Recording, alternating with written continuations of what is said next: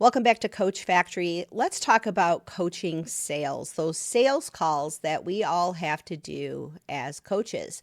Now, you've got somebody who has booked you for an initial coaching session. They're interested in your services. They're interested in what you have to offer, but they're holding themselves back from saying yes. There could be a number of reasons why they are holding themselves back, but ultimately it's our job as coaches to coach them to making a decision. And honestly, it's not even about getting them to make a decision to hire you. It's about making a decision for a better life, making the decision to get back in shape, to get their finances in order, to get the job of their dreams, to get out of a career that's a dead end, to have a better relationship with their spouse. Whatever niche you serve, your clients are coming to you because they have a block. There is a reason why they are holding themselves back from the very outcome that they desire so much. This is all psychology, but it shows up in the sales process as well. It's our job as coaches to coach our prospective clients into making the best decision for themselves. Now, you know yourself, you know your services, you know what you've done for other coaching clients, you know what you've done for yourself. You know that you have the capabilities to get this prospective client to the outcome that they desire. But they have objections. They have blocks, and they show up as objections. They show up as a reason why they shouldn't hire you. I don't have enough time. I don't have enough money. I don't think I should do this. My spouse wouldn't like it. They'll have all sorts of objections, but these objections are really a symptom. They are a symptom of your coaching client giving away their power. Giving away their power to make a decision that is going to fundamentally change their life for the better. Now, they can do anything on their own. Coaching, however, gets them to the end result so much faster. But let's talk about one of those objections that we commonly hear and how to effectively deal with it. In this episode, we are talking about time objections. I don't have enough time. This isn't the right time. I don't have enough time in my schedule. There are all sorts of time objections that show up, but typically time is just an excuse. People say all the time that they don't have enough time to go to the gym. They don't have enough time for coaching. They don't have enough time to do the things that are going to make their life better. But the truth of the matter is, we all have enough time for the things that are most important to us. Unfortunately, so many of us here in this day and age make time for things like distractions. You know, cell phones, TikTok, Instagram Reels, YouTube Shorts, which you might be even watching right now. We distract ourselves. Now, if you go on your phone and you look at how you are spending your time with your device, you probably see it. We all do. We see that we're spending too much time distracting ourselves from really fully living our lives. Our clients are doing it too. The problem with handling objections is you can't just tell your clients this. You can't just say, well, go look at your phone. Let's go see how much time you're spending on Instagram Reels. No. We can never be confrontational when we're handling an objection. All we can really do when someone says they don't have enough time is talk about ourselves. You know, there was a time when I said I didn't have enough time to go to the gym because my life was busy. I had a daughter that I'm parenting by myself. I have work. I have all of these reasons why I can't go to the gym. It wasn't until I made the gym a priority that my life started getting better. I can say that to a coaching prospect, but I can't say, hey, you, I know you have time. Let's look at your phone and see what you're spending your time on. That confrontational conversation is just going to turn them to someplace else. It's going to make them stop the conversation rather quickly. But if we talk about ourselves, how we made that same mistake, we put ourselves in their shoes.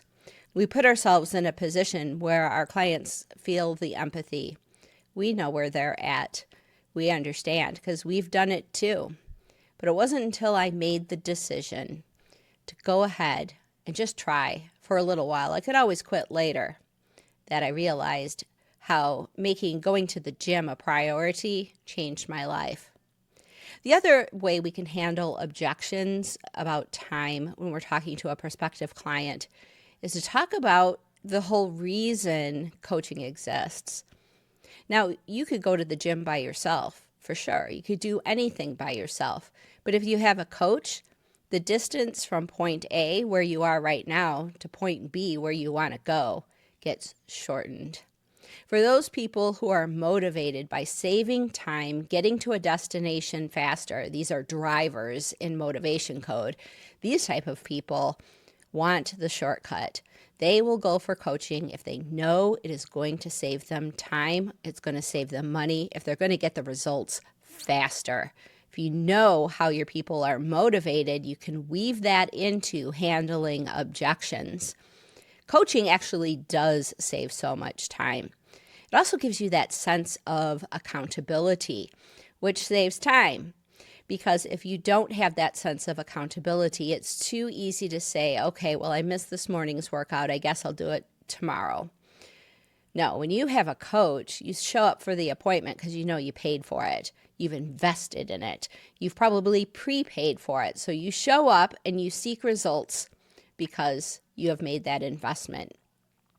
Because they make that investment in coaching, it gets your clients to end results so much faster. It's a little bit accountability, it's a little bit having that expertise, and it's a little bit of just heightening the importance of the coaching process in your client's mind.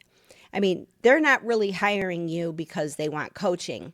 They're hiring you because they want to get to a destination.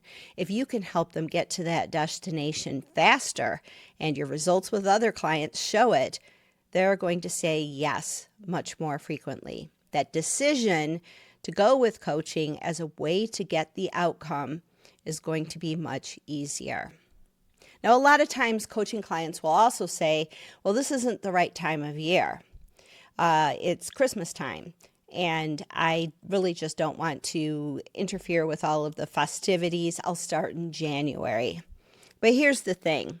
If someone starts something hard during their busy time, just think of how much easier things are going to be when everything cools down, when everything else is off your plate and you have your momentum. When you're busy, it's actually the best time to start with coaching. It's actually the best time to start to make a change because you are making the effort of fitting it into your already busy schedule. No matter what time of year it is, you fit it in now, it's going to make keeping it going so much easier far into the future. So actually, even though it seems like it's a very busy time, it's actually the perfect time for you to start making a change. Now, of course, there are other objections that people will have, and we'll follow up with other videos later this week to talk about these other objections and how to handle them. But time pressure objections are very, very common.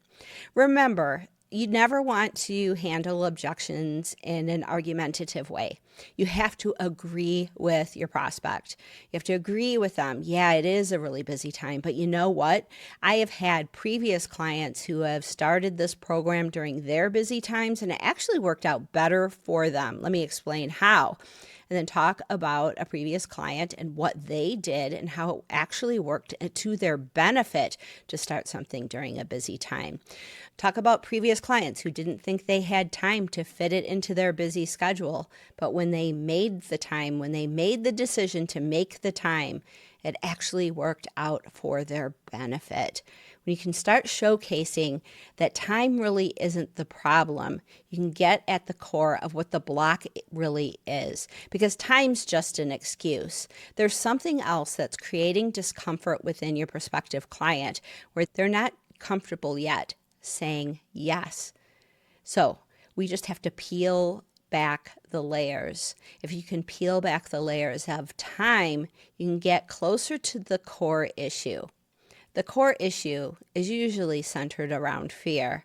There's something that scares them. Maybe they're scared what their brother or sister-in-law will say about them starting this program, or their spouse thinking that they're wasting money on something when there's so many other things.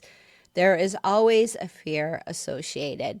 We're going to talk about some of those fears in a future episode. If this was helpful for you to understand what time-based objections are and how to handle them, subscribe to the channel, hit that bell icon so you get notified of upcoming videos, and we will handle these other types of objections in the future so that you can close more clients. Ultimately, the goal isn't selling more. Ultimately, the close is about getting them to a decision to change their life for the better.